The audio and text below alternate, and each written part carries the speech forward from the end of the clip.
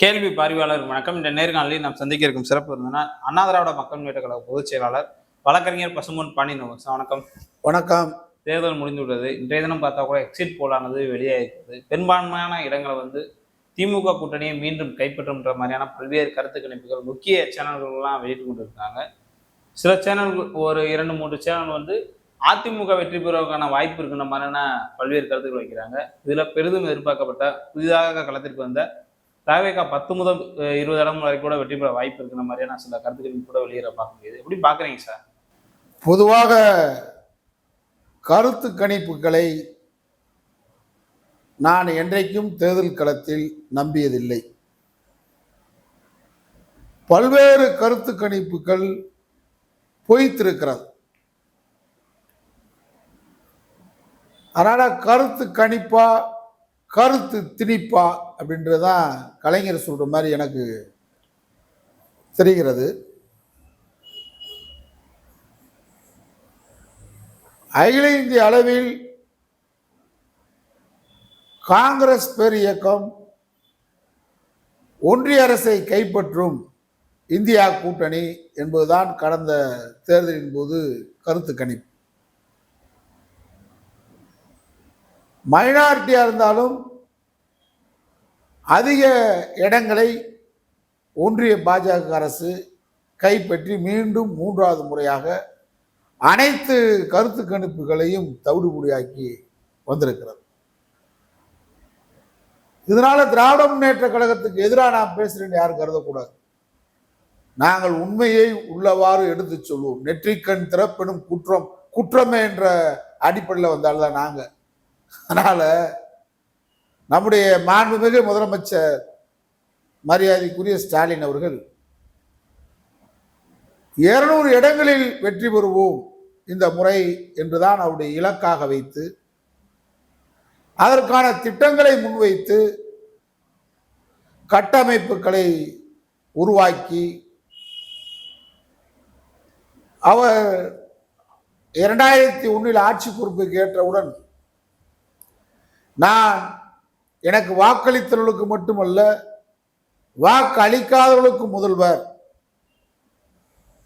இந்தியாவிலே நம்பர் 1 முதல்வர், தலை சிறந்த முதல்வர் என்ற பெயரை விட இந்தியாவிலே நம்பர் 1 மாநிலம் தமிழ்நாடு என்பதை உருவாக்கும் என்ற அடிப்படையில் திட்டமிடப்பட்ட பணிகளை உயர்கல்வித்துறையா இருந்தாலும் மருத்துவக் கல்வித்துறையா இருந்தாலும் அனைத்திலும் திறம்பட ஆற்றினார் என்பதில் எவ்வித மாறுபட்டு கருத்தும் இல்லை எனக்கு. அதனால ஒரு ஆட்சி நடக்கின்ற பொழுது அந்த ஆட்சி மீண்டும் தொடர்வதற்கு தமிழ்நாட்டில் பேரறிஞர் அண்ணா அவர்கள் மறைவுக்கு பின்பாக 1971 மீண்டும் 2வது முறையாக திராவிட முன்னேற்ற கழகம் வெற்றி பெற்றது. அதற்கு முன்பு சுதந்திரம் அடைஞ்சதுக்கு பின்னாடி நடந்த வரிசையா தேர்தல் 67 வரைக்கும் காங்கிரஸ் தொடர்ச்சியா வெற்றி பெற்றது. வேற மாற்று மிகப்பெரிய கட்சி இல்லை. இந்தியாவிலே பிற மாநில கட்சி ஆண்டது முத கைப்பற்றினது இந்தியாவில் கேரளாவில் தான் இஎம்எஸ் நம்பூரிபாட் கைப்பற்றினாங்க. கம்யூனிஸ்ட் தான் இந்தியாவிலேயே காங்கிரஸ் அல்லாத ஒரு கட்சி. மாநில கட்சிகளிலேயே இந்தியாவிலேயே திராவிட முன்னேற்ற கழகம் தான் பேரறிஞர் அண்ணா தலைமையில் 67 கைப்பற்றும்.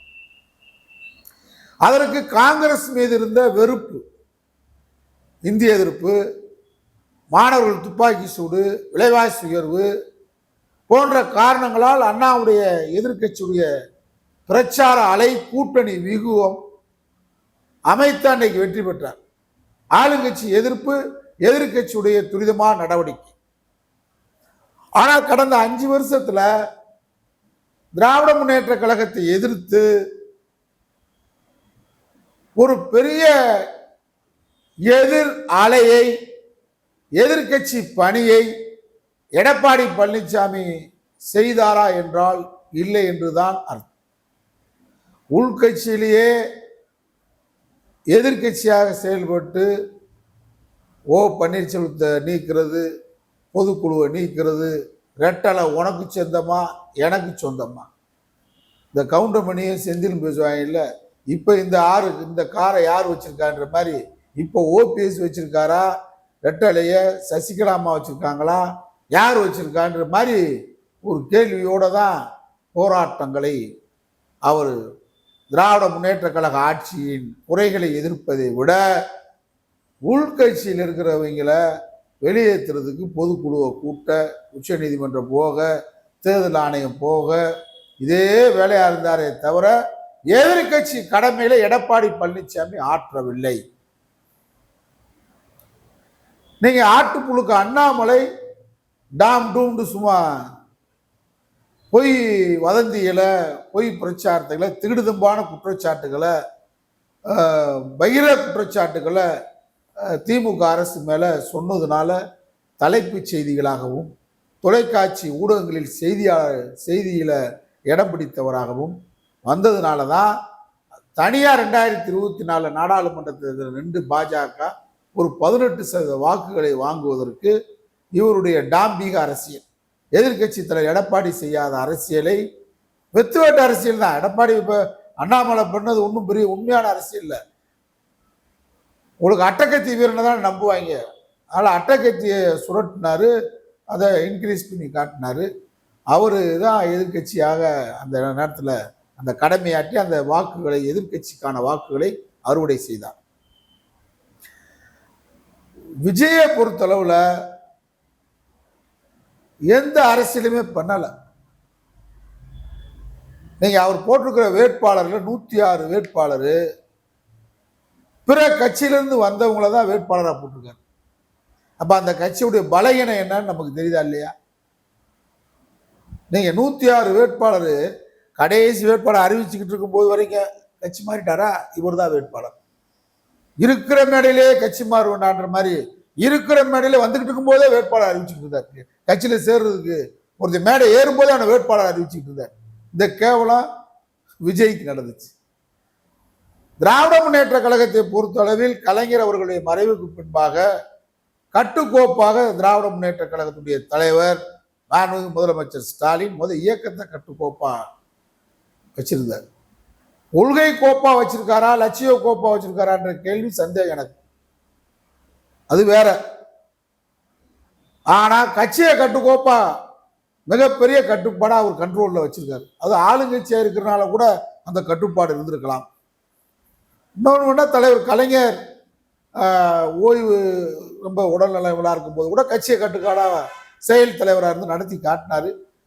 கலைஞர் சொன்ன மாதிரி உழைப்பு அதுல அந்த கட்சியை கட்டுக்கோப்பா வச்சிருந்ததுனால இன்னைக்கு வெற்றி பெற்றால் திராவிட முன்னேற்ற கழகம் ஆச்சரியம் இல்லை.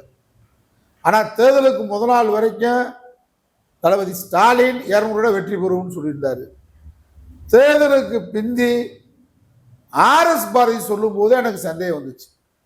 அவர் 200 வெற்றி பெறும் ஆர்எஸ் பாரதி சொல்றாரு. தேர்தலுக்கு முதலில் தளபதி சொல்லிட்டு இருந்தாரு. ஆர்எஸ் பாரதி சொல்லும் போது ஒரு டவுட் எனக்கு இருந்துச்சு. ஆனா நாங்களும் ஒரு 40-50 தொகுதிகளில் தமிழ்நாடு அளவுல திராவிட முன்னேற்ற கழகத்தை ஆதரித்து பிரச்சாரம் செய்த அளவுல திட்டங்களை சொல்லி, நான் ஏற்கனவே சொன்ன மாதிரி திட்டங்களை சொல்லி நம்பிக்கையோட எங்கள் மாண்புமிகு முதலமைச்சர் கொண்டு வந்திருக்கக்கூடிய கலைஞர் உரிமை தொகை கொடுத்திருக்கிற வாக்களியுங்கள். எங்கள் தளபதி ஸ்டாலின் இந்தியாவை நம்பர் 1 மாநிலமாக மருத்துவத்துறையிலே, உயர்கல்வியிலே, பொருளாதாரத்திலே முன்னேற்றி இருக்கிறார். எங்களுக்கு உதயசூரனுக்கு வாக்களிங்கள் என்று எங்கேயும் பிரச்சாரம் இல்லை. பணம் சும்மா பட்டுவாடா தண்ணியா பறந்துச்சு. திட்டங்கள் மீது நம்பிக்கை இல்லை, கொள்கையின் மீது நம்பிக்கை இல்லை, லட்சியத்தின் மீது நம்பிக்கை இல்லை. வானம் பாதாள வரைக்கும் பாதாள வரைக்கும் பாய்ந்தது. ஓடி பணம் ஆறாக ஓடியது. அதற்கு சற்றும் குறைந்தவர் அல்லன்னு சொல்லி எடப்பாடி பழனிசாமிய பணத்தை இவங்க 2000 ஏலம் போட்டாங்க. இந்த தடவை தான் வாக்காளருக்கு பணம் ஏல முறையில் கொடுக்கப்பட்டது. நீ 2000 நான் 2500, நீ 1000 நான் 1500 அப்படின்னு விளையாடப்பட்டிருக்கு. ஒரு பெரிய ஆட்சிக்கு எதிரான அலை இருந்தது மாதிரி என் கண்ணுக்கு தெரியல. போதை கலாச்சாரம் கூடியது திராவிட முன்னேற்ற கழக ஆட்சியில். அதில் மறுப்பதற்கு நான் நான் திமுகவை ஆதரிச்சேன், நாளைக்கு ஆதரிப்பேன், எப்போ ஆதரிப்பேன். அது சமூக நீதி கொள்கை, திராவிட கொள்கை.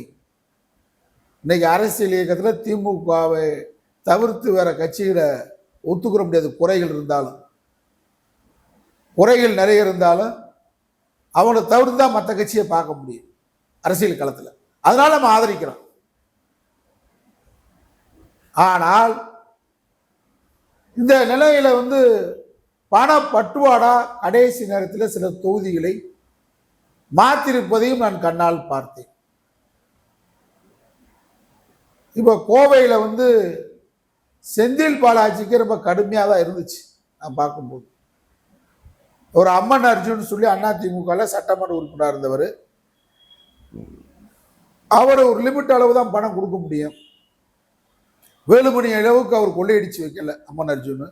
அவரும் லஞ்ச லாவணியத்தில் ஈடுபட்டு வலுவாக அடிச்சு வச்சிருக்காரு ஏடிஎம்கே எம்எல்ஏ அம்மன் அர்ஜுன். இவர் கருவூலமே போய் போட்டி போட்டுருச்சு. அங்கே போய் கெட்ட நேரம் அம்மன் அர்ஜுனுக்கு திமுகவின் கருவூலம், தமிழ்நாட்டின் கருவூலம் இன்னும் 100 ஆண்டுகளுக்கு தமிழ்நாட்டின் நிதிநிலை அறிக்கை தாக்கல் செய்கிற அளவுக்கு பணம் நம்ம தம்பி செந்தில் பாலாஜிட்ட இருக்கு. அங்கே போய் இறங்கிட்டார். இறங்குனா அம்மன் அர்ஜுன் ஒரு போராளி, ஒரு 1000 ரூபா கொடுக்க முடியும் வாக்காளருக்கு, மீறி போனால் ஒரு 1000 ரூபா கொடுக்க முடியும், கொடுத்துருக்காரு. ஒரு 7000 வரைக்கும் போயிடுச்சு. அப்போ அது மாறுமா மாறாதா? 2 கிராம் தங்கம் மக்கள் அதையும் பொருளையே கிளப்பி விட்டார் அம்மன் அர்ஜுன். அந்த 2 கிராம் இல்லைடா அது அப்படின்னு. இவங்க பூரா தேர்தலுக்கு முதல் நகைக்கடையில் போய் நீங்கள் கோயம்புத்தூர் நகைக்கடையில் பார்த்தா எல்லாம் அந்த 2 கிராம் போய் மாற்றிட்டாங்க 2000 ரூபாய்க்கு. அது 2 கிராம் அதெல்லாம் நாணயமாக கொடுத்துருக்காரு. சவுகார்பேட்டையில் செஞ்சுட்டு போனதாக தகவல். சென்னை சவுகார்பேட்டையிலிருந்து செஞ்சுட்டு போயிருக்காங்க. இப்படி ஒரு புது விதமானது சரியாக கடைசியாக ஒரு 5000 பேருக்கு அப்படியே கொலுசு சேலத்திலேருந்து இறங்கியிருக்கு. இப்படி விதவிதமான கவனிப்புகள் நடந்ததுனால கருத்து கணிப்பிலும் சில உண்மைகளும் இருக்கலாம், இல்லாமலும் இருக்கலாம். ஆனால் நம்ம எந்த வகையிலேயாவது பாஜக தமிழ்நாட்டுக்குள்ள வரக்கூடாதுன்னு நம்ம விருப்பம். ஆர்எஸ்எஸ் நுழையக்கூடாதுன்னு நம்ம விருப்பம். ஆர்எஸ்எஸ் தமிழ்நாட்டின் கலாச்சாரத்தை, பண்பாட்டை சீரழிச்சிருவான். இதுக்கிடையில் நம்ம நடிகர் விஜய் 170 சீட்டு வெற்றி பெறும் சொல்லி அவர் ஆஸ்திரேலியாவுக்கு போயிடலாம், தோத்து போர் மனுஷன் அவருக்கே தெரியுது. பரீட்சைகளுக்கு தானே தெரியும் பாஸ் பண்ணுவோமா பாஸ் பண்ண மாட்டோமான்னு. ஹெட்மாஸ்டர் கூப்பிட்டு நீ சும்மா எழுதி வச்சுட்டு வா, அவன் சொந்த கதையை கூட பேப்பரில் எழுதி வச்சுட்டு உன்னை பாஸ் பண்ணி விடுன்னு சொன்னதுனால அமித்ஷா தான் இப்போ ஹெட்மாஸ்டர். எடப்பாடிக்கு அவன் நம்ம விஜய்க்கு ஹெட்மாஸ்டர். அவர் அந்த ஹெட்மாஸ்டர் சும்மா எழுதுங்க 2 பேரும் கிறுக்கி கூட வச்சுட்டுவாங்க, பேப்பரில் ஒன்றுமே இல்லாமல் பண்ண மார்க் போட முடியாதுன்னு சொன்னனால இப்போ 2 மாணவனையும் தயார் பண்ணிக்கிட்டு இருக்கு.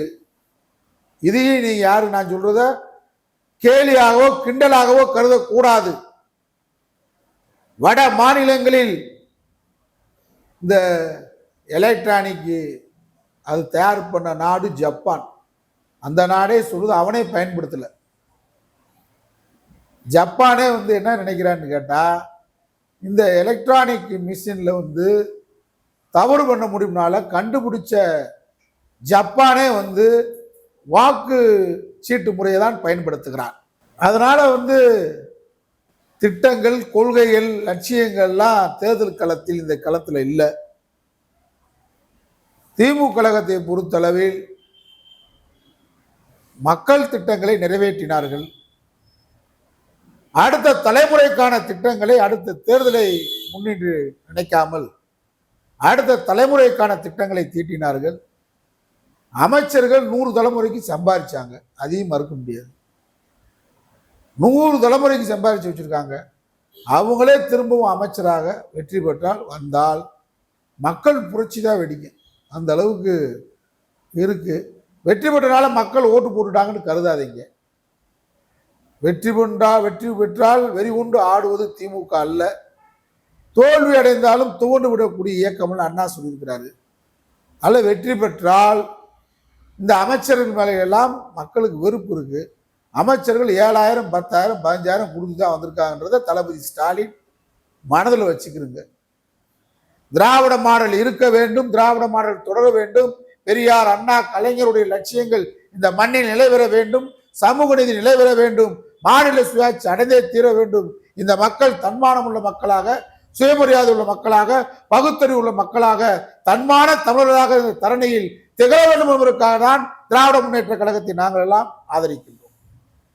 அதனால உங்களுக்கே தெரியும், தளபதி ஸ்டாலினுக்கு நான் பட்ட விருத்தமா சொல்றேன், கோடான ஓடியில பணங்களை வெள்ளி தோட்டாக்களை வீசி விட்டு தான் இந்த வெற்றியை பெற்றிருக்கிறோம்ன்றத வெற்றி பெற்றால், ஏன்னா வெற்றி பெற்றால் ஏன்னு சொல்றேன்னு கேட்டால் இந்த கருத்து கணிப்புகளில் எல்லாம் எனக்கு நம்பிக்கை இல்லாதவன்.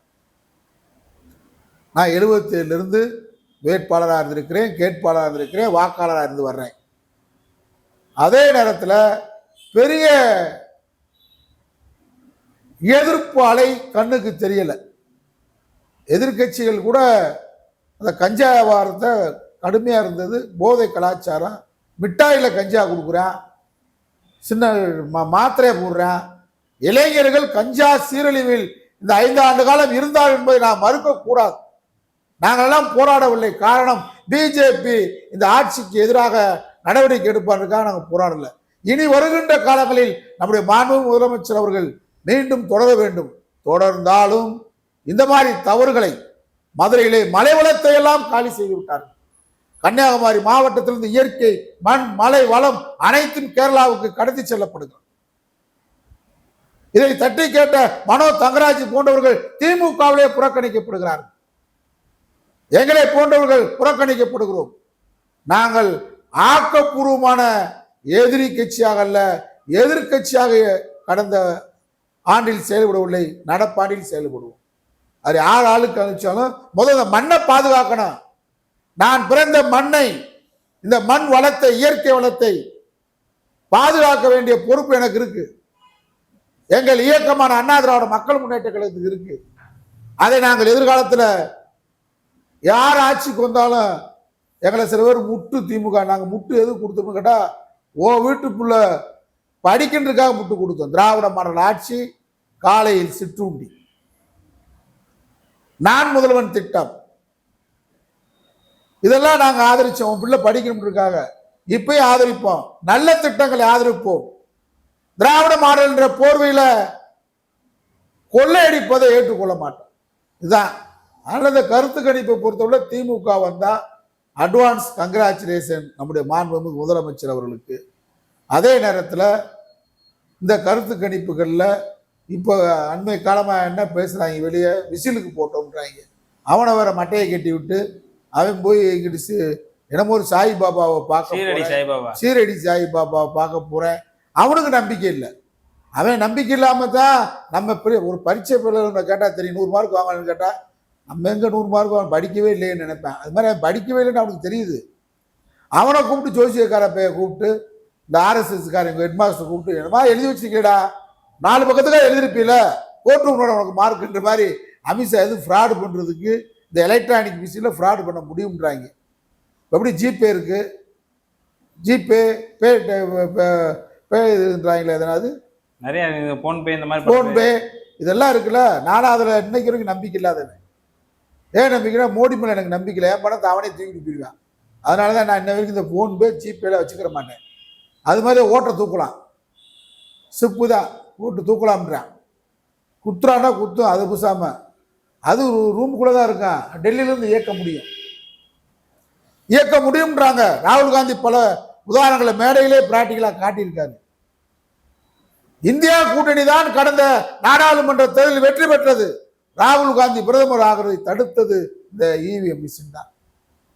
அதனால ஒருவேளை திமுக பின்வாசல்ல போய் பார்த்துச்சுன்றாங்க மோடியை. நாங்கள்லாம் முன்வாசல்ல சரண்டானா, அவங்க பின்வாசல்ல சரண்டாங்கிறான்றான். எனக்கு நம்பிக்கை இல்லை திமுக மேல. திராகாந்தியுடைய எமர்ஜென்சியை எதிர்கொண்டவர் நம்முடைய தளபதி ஸ்டாலின். அதனால பின்வாசல் முன்வாசல் எந்த வாசல் எதிர்ப்பார் நம்புறேன். அந்த நம்பிக்கையில தான் திமுகவுக்கு நாங்கெல்லாம் இருக்கோம். அதனால இந்த கருத்து கணிப்புகள் திங்கக்கிழமை தெரிஞ்சுக்கோங்க. வேஸ்டா தொண்டை தண்ணியை வர்த்த வேணாம். எப்படி வாக்காளருக்கு பணம் கொடுத்த மாதிரி இந்த பத்திரிகைகளுக்கு பணம், அதுல 3-4 பணம் கொடுக்காமட்டா அதிமுக வரும்னு போட்டிருக்கேன். 130 சீட்டு வரும், 150 சீட்டு வரும்னு போடுறான். தாவேக்காவுக்கு நேரத்தில் ஒரு ஊடகவியாளர் 170 சீட்டு பிடிக்கும்ட்டான். அதை நம்பி இந்த பையன் 11 மணிக்கு போனவன் விஜய், வாப்பா வெள்ளன பிரச்சாரத்துக்கு வாப்பா, சாக போறான்டா வரமாட்டான். திரிசாவை பார்க்க போகணும்னா 4 மணிக்கு போறேன், 3:50க்கு போயிடுறேன். யாரோ ஒரு அம்மாவுக்கு பாம்பேல இந்த குழந்தை பேருக்கு சோறு கட்டிட்டு போவாங்க இல்லை சீமா, அதுக்கு போகிறேன், டயத்துக்கு போகிறேன் ஃப்ளைட்டில். இப்போ இங்கே என்னடான்னு கேட்டால், இங்கே திருச்செந்தூர் கோயிலுக்கு 3:50 போய் நிற்கிறான் 4 மணிக்கு. சரியான இடத்துக்கு போயிடா 41 உயிரை பாதுகாத்துருக்கலாம்ல. இப்போ அவனை ஏற்றி விட்டாங்க 170. விசில் இன்னைக்கெல்லாம் டிஜிபியை பற்றி சந்திச்சு அதுதான் நான் மனு கொடுத்துருக்கேன். இந்த விசில் குஞ்சுக, அணில் குஞ்சுக சும்மாவே சாக போறேன்ட்டு இருக்காங்க, தற்கொலை பண்ண போறேன்ட்டு இருக்காங்க, பாதுகாரங்கன்னு சொல்லியிருக்கேன். அவங்க வேற இந்த கருத்து கணிப்பு பார்த்துட்டு இன்னைக்கு எத்தனை ஒரு மருந்துகிறத குடிச்சிடக்கூடாது, இப்போ இருந்தே காவல்துறை எல்லாரும் விழிப்பா இருக்கணும், இவனு மருந்து குடிச்சிருக்கணும். இது கருத்து கணிப்பு தான், எக்ஸைட் போர்டில் சொல்லியிருக்காங்க. இது நடந்தால் இதை விட எங்களை விட இரட்டிப்பாக மகிழ்ச்சி அடைகிற கூட்டம், இதயபூர்வமாக மகிழ்ச்சி அடைகிற கூட்டம் யாரும் இல்லை. ஆனால் எது வேணாலும் நடக்கலான்ற நம்பிக்கை எனக்கு இந்த தேர்தலை பொறுத்தளவு இப்பயும் இருக்கு. ஏன்னு கேட்டால், டெல்லி நமக்கு இங்கே தமிழகத்தில் நிம்மதியாக இருக்கக்கூடாதுக்கான பல்வேறு சதி வலையில் ஈடுபட்டிருப்பதாக நான் கருதுகிறேன். அந்த சதி வலையில் அகப்பட்டவர்கள் தான் எடப்பாடி பழனிசாமி, விஜய். இந்த விஜயும் எடப்பாடி வைத்து இந்த சந்தர்ப்பத்தில் திமுகவை நாம் அகற்றவில்லை என்றால் எப்பொழுதும் அகற்ற முடியாது என்ற அகந்தையோடு பல்வேறு சதி வலைகளில் டெல்லி ஏகாதிபத்தியம், RSS பாசிச கும்பல் ஈடுபட்டிருப்பதாக எனக்கு தகவல். அதனால வெற்றியை நோக்கி செல்லுகின்ற கருத்து கணிப்பு உண்மையான கருத்து கணிப்பா மாறினால் வரவேற்போம், வாழ்த்துவோம். இருந்தாலும் எச்சரிக்கையோடு இருங்க. 4ஆம் தேதி இருங்க. நீங்க பாஸ் பண்ணுவீங்கன்னு உங்களுக்கு தெரியும். ஏன்னா நீங்க பணம் கொடுத்துருக்கீங்க, நல்லா எழுதிருக்கீங்க பரீட்சை. திமுக 234 தொகுதியில் நல்லா எழுதியிருக்கு, திட்டங்கள் நல்லா இருக்கு. அந்த திட்டங்களை சொல்லி மக்கள்கிட்ட 5000 ரூபாய் பொங்கலுக்கு கொடுத்தா அதை மக்கள் நினைக்க மாட்டேன். நீங்க காலையில பிரியாணி வாங்கி கொடுத்தீங்கன்னு வைங்க, சாயந்தரம் கையில பணம் இல்லாம விட்டுட்டு போயிட்டு வாப்பான்னு சொல்லிட்டு வைங்க. சாயந்தரம் காலையில பிரியாணி வாங்கி கொடுத்தானே சாயந்தரம் பணம் இல்லாம இருக்கான்னு நினைக்க மாட்டான். சாயந்தரம் விட்டுட்டான் பாருங்க, அவன் பாரு நல்லவன், என்னைக்குமே கூப்பிடாது நம்மளை கூப்பிட்டு இப்ப பிரியாணி ஒரு கோட்டர் வாங்கி தரேன்னு அங்கிட்டு போயிருவான். நீ பொங்கலுக்கு 5000 கொடுத்தது நினைக்க மாட்டான். அது ஸ்டாலினுக்கு தெரியும். அதனாலதான் அடிட்டார் பணத்தை. அடிச்சு வாங்கியே திறன் வாக்காளர்கிட்ட, இந்த வாக்காளர்கிட்ட பணம் கொடுத்தாது வெற்றியே திறன் அடிப்படையில் முனைப்போடு இறங்கி செயல்பட்டீங்க. யாரும் கொள்கையை சொல்லலை, லட்சியத்தை சொல்லலை. அதனால பாஸ் பண்ணிடுவீங்க நம்பிக்கை எனக்கு இருக்கு. இருந்தாலும் சகுனித்தனம், துரோகத்தனம், விஜய் போன்றவர்களுடைய இந்த அளப்பற, எடப்பாடி பழனிசாமி அமைதி காக்கிற முறை, உன் ஃப்ராடுத்தனத்தை வெளியே சொல்லிடக்கூடாது, அமைதியாக இருக்கணும் அப்படின்னு சொல்லி விடுவாங்க. நிமிஷம் யார்ட்டையும் போய் சொல்லிடாத, மார்க்கு கூட போட்டேன்ட்டு அமைதியாக இருந்தால் அந்த மாதிரி அமைதி காக்கிற மாதிரி இருக்கார். அவர் அமைதியை சந்தேகத்தை ஏற்படுத்துது. அதனால எந்த முடிவு வந்தாலும் திராவிட மாடல் இங்கே தொடர வேண்டும். RSS சங்பரிவார கூட்டம் எடப்பாடி முகமுடி அணிந்து வந்தாலும், விஜய் முகமுடி அணிந்து வந்தாலும் அது தோல்வியடைந்தால் நிச்சயமாக வரவேற்போம். திராவிட மாடல் வெற்றி பெற்றால் வாழ்த்துவோம். நன்றி சார். நன்றி.